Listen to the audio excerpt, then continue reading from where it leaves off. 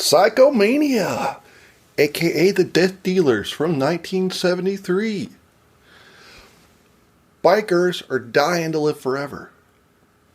I don't know why they didn't call it PsychoMania. That seems like a better name. Theme song. Kyle's Reviews! Kyle's Reviews!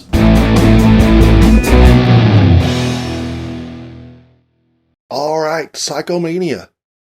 If you want to see the film, check out the links in the description below for where you can see it.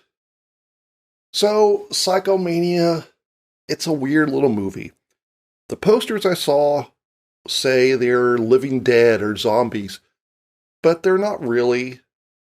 They're closer to the undead than the living dead or vampires.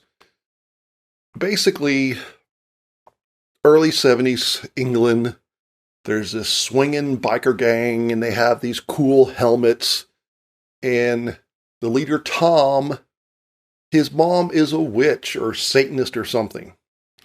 And years ago, Tom's dad had tried to do this ceremony where you kill yourself and then you can come back to life and you're immortal. But Tom's dad must have had some doubt right before he died, so he didn't come back to life. And Tom is kind of obsessed with this idea that he wants to do it. Let's get out of it, Abby. Let's cross over. Cross over? To the other side. How do we do that? We kill ourselves. So he convinces his witch mom to give him this amulet, and he kills himself. And the thing is that apparently you have to commit suicide. You can't just die of natural causes.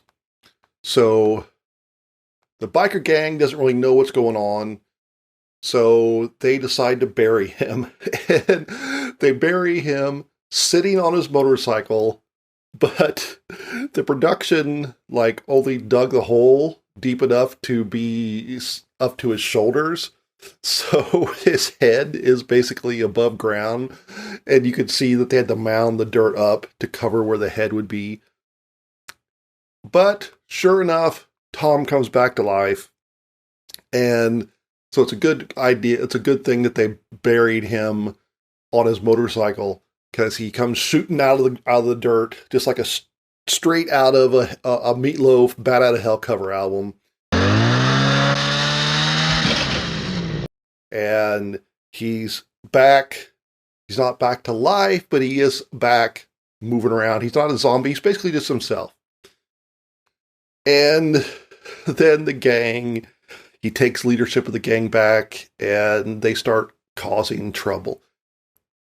The gang, I guess, are we supposed to just be intimidated by them because they have leather and those cool helmets, and they ride motorcycles? But the motorcycles aren't really big, what would become later in the 70s, choppers, Harleys. They're like Hondas or something. And the most menace they do is they go to this pedestrian area and they harass people.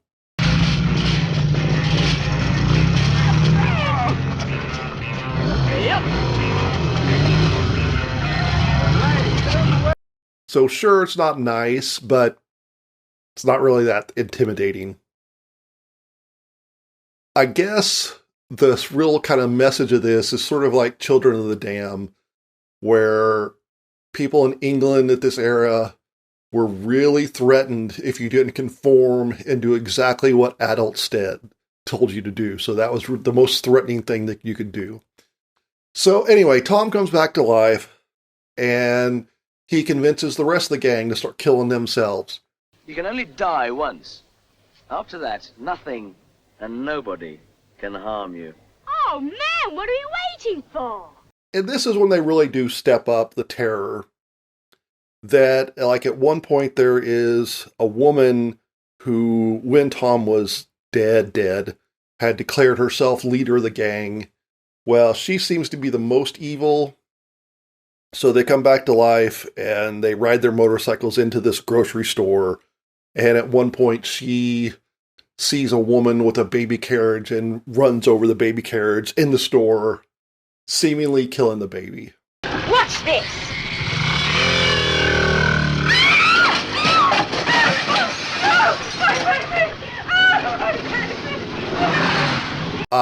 The whole movie, though, it's pretty bloodless, though. And if it wasn't for the suicides, it would easily be PG.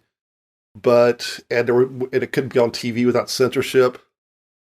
So then the main problem, though, with the movie is, despite the fact it is pretty fun to see what they thought was threatening back then, and there is a great hippie song for when they think Tom is dead.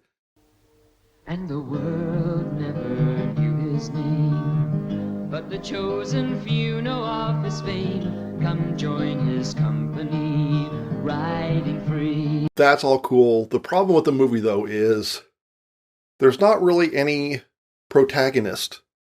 There's nobody really working to solve the mystery of what's going on with these suicides. Sure, there's cops, but we don't really see it from there. They're not really the hero. They're just kind of secondary characters. So there's no real tension. They just come back to life. The girlfriend of Tom, she is hesitant to kill herself.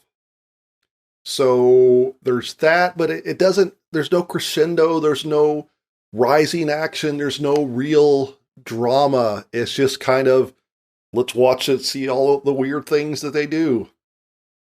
And the gang themselves, they aren't all that evil, I guess, except for killing a baby on purpose. I guess that's pretty evil. But it's still entertaining as a snapshot of the time, look at the fashions, and kind of see where things are going. So I'm going to give PsychoMania 2 thumbs up. Bury me upright with my head above the ground. Please don't mow near me.